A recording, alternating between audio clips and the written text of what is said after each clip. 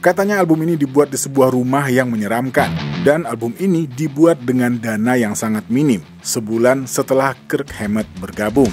Walaupun secara tiba-tiba Dave Mustaine dikeluarin dari band ini, tapi nama Dave Mustaine tetap ada di album pertama Metallica ini. Gimana ceritanya album ini? Mari kita mulai videonya. Assalamualaikum, halo teman-teman, selamat datang di Seputar Album.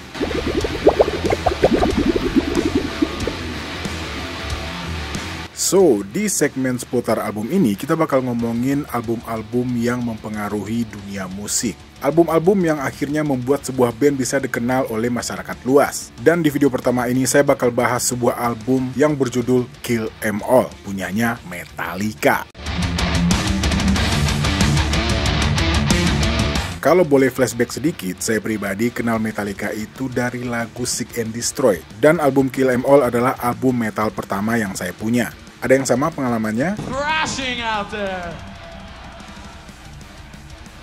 Buat para penggemar Metallica pastinya udah paham dan tahu banget lah gimana proses terjadinya band ini. Ya, gimana proses terbentuknya band ini. Yang dimulai oleh seorang mantan atlet tenis asal Denmark yang bernama Lars Ulrich. Abis masang iklan di recycle, terus didatengin sama James. Cuman buat yang belum tahu gimana proses terbentuknya band ini, videonya udah sempat saya bikin waktu itu ya, silahkan search aja ke bawah. Lanjut lagi.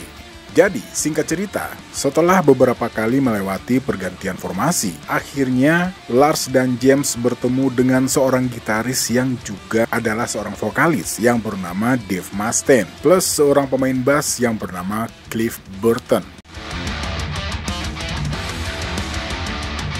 Di satu sisi, Metallica sendiri sudah mempunyai dua karakter yang kuat, ditambah dengan latar belakang musik yang cukup berbeda. Lars Ulrich sangat terinspirasi dengan gerakan New Wave of British Heavy Metal, sementara James Hetfield sangat terinspirasi dari Led Zeppelin dan Black Sabbath. Dan kedua kombinasi inilah yang menghasilkan musik-musik Metallica pada awalnya.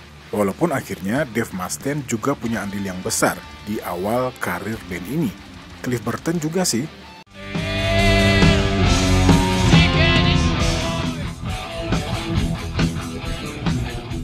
Ya udah, kita lanjut dulu. Singkatnya, setelah mereka mulai dikenal di skena underground, band ini menarik perhatian seorang pengusaha dari East Coast yang bernama John Zazula, yang juga dikenal dengan nama Johnny Z. John memberikan modal sebanyak $1.500 buat Metallica sebagai tanda jadi. Pada akhir bulan April tahun 83, akhirnya mereka menandatangani kontrak dengan Megaforce Records. Di satu sisi, ini merupakan kabar gembira bagi para anggota Metallica yang akhirnya mendapatkan kontrak rekaman yang selama ini mereka cari. Tapi, di sisi lain, Metallica sendiri masih mempunyai satu permasalahan yang harus segera mereka tuntaskan. Posisi Dave Mustaine di Metallica masih belum aman, yang artinya mereka harus segera menemukan gitaris baru sebelum melangkah lebih jauh. Dan sebelum memulai proses rekaman, Metallica membuat sebuah keputusan penting, memecat Dave Mustaine dan mengajak seorang gitaris yang berasal dari sebuah band yang bernama Exodus, sang gitaris yang sampai saat ini masih berada di band ini, Kirk Hammett. Dan pekerjaan selanjutnya adalah menyelesaikan debut album mereka.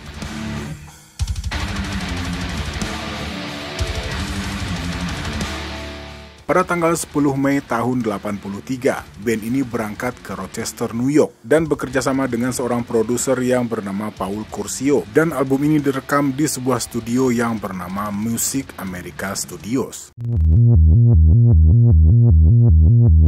Lars mengenang, studio ini sebenarnya terletak di sebuah ruang bawah tanah, di sebuah clubhouse bergaya kolonial yang sangat besar. Terus katanya lagi, di lantai 2 ada ballroom yang sangat luas, sempurna untuk mendapatkan suara drum yang bagus. Masalahnya, tempat itu sangat berhantu. Saya merasa perlu ada orang lain di sana selama saya merekam. Simbal saya bisa berputar dengan sendirinya, dan hal-hal aneh lainnya terjadi. Itu sangat menakutkan, katanya. Drummer metal takut hantu, gimana sih?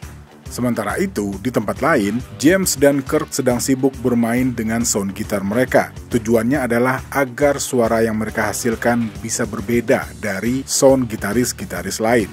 Kirk Hammett mengatakan, semua gitar direkam di sebuah ampli Marshall yang legendaris dan penuh mitos milik James. Itu adalah ampli Marshall pertamanya, dan saya rasa dia sudah memodifikasinya. Dan itu jadi lebih bagus. Cuman kabarnya ampli ini hilang dicuri sama orang waktu mereka main di Boston.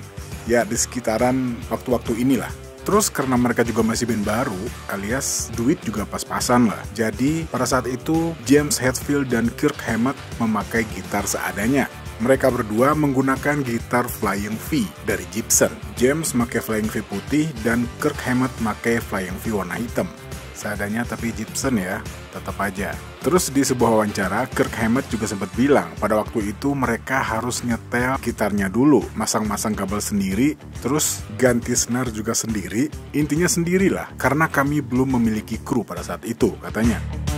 Sebenarnya ini pemandangan yang umum ya, apalagi buat band-band baru yang mulai tek-tek alias mulai nyoba-nyoba bikin demo, cuman karena mereka udah band dunia, jadinya ini jadi hal yang luar biasa gitu, nyetel gitar sendiri terus nyari kabel sendiri. Oke. Situasi di dalam studio sendiri sebenarnya nggak kalah chaos. Kita tahulah para personil Metallica pada waktu itu seneng banget minum minuman beralkohol. Dan bisa dibayangin gimana suasana studio mereka pada waktu itu.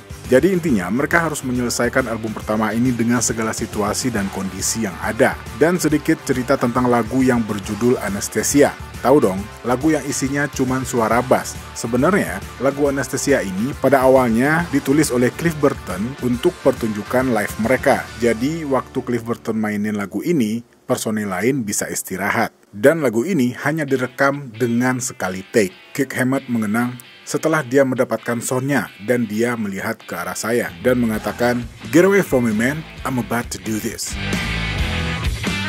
Terus satu lagi lagu yang berjudul The Four Horsemen. Sebenarnya lagu ini merupakan gubahan dari lagu The Mechanic punyanya Dave Mustaine. Karena pada awalnya tema lagu ini adalah fantasi liar dari Dave Mustaine yang juga dirasa nggak cocok dengan image band mereka. Mau nggak mau mereka harus mengubah sebagian besar lagunya, termasuk lirik pada lagu ini, mulai dari awal sampai akhir. Walaupun kalau kita dengerin lagu ini sebenarnya hampir-hampir mirip, kecuali itu tadi, liriknya.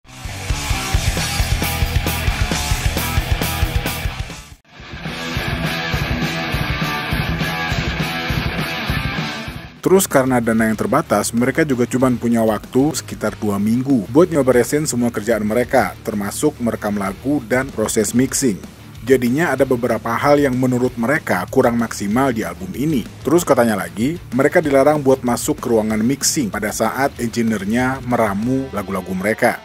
Dan pastinya buat ngehemat waktu ya, biasanya kalau musisinya juga ikutan, prosesnya jadi makin lama. Soalnya pasti pengen maksimal hasil rekamannya. Dan mau nggak mau, ujung-ujungnya malah banyak polesan di sana-sini. Dan pastinya ini juga makan waktu. Terus selain masalah waktu, mereka juga diharuskan untuk mengganti nama album ini. Pada awalnya, album ini bakal diberi judul Metal Up Your Ass. Di satu sisi, karena mereka besar di skena underground, mau nggak mau mereka harus menyesuaikan apapun itu untuk kebutuhan major label. Soalnya album ini nggak cuma buat kalangan khusus. Dan bisa dibayangin kalau sampul album tersebut ada di mana ya tempat jual kaset waktu itu, di Stara atau Aquarius lah. Judul Kill 'Em All ini dapetnya juga nggak sengaja. Jadi ceritanya pada waktu itu Cliff Burton marah-marah karena disuruh sama label buat ganti nama album mereka. Terus dia bilang, "Those record company Kill 'Em All." Nah, dari sana lahirlah judul Kill 'Em All.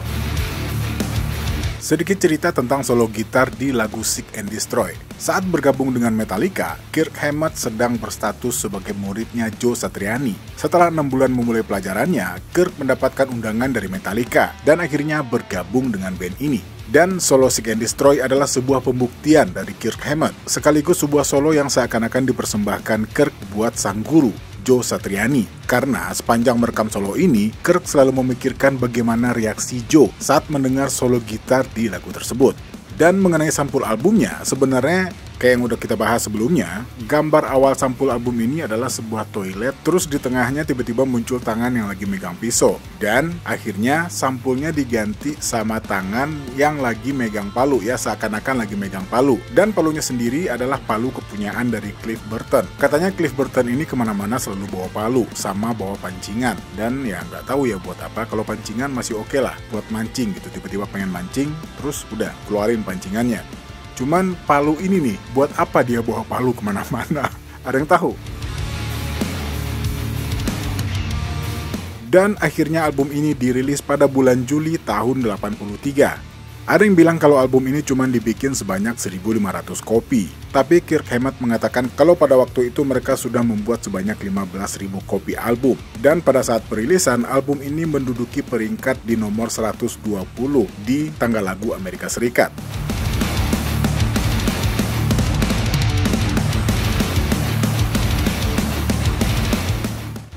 Kill 'Em All. Kalau kita mau ngebandingin judul album ini sama judul pertamanya, nggak tahu kenapa kata-kata Kill 'Em All selain menggambarkan isi album debut band ini, sekaligus menggambarkan citra Metallica. Sebuah band yang sejak awal memang punya sikap tidak peduli dan penuh pemberontakan. Judul yang akhirnya menggambarkan seluruh sikap dan energi band ini. Nggak ada kompromi, nggak ada yang ditahan, langsung menghajar dengan gaya yang berani dan tanpa batas. Oke, kayaknya segitu dulu video kali ini. Saya Al pamit. Assalamualaikum warahmatullahi wabarakatuh.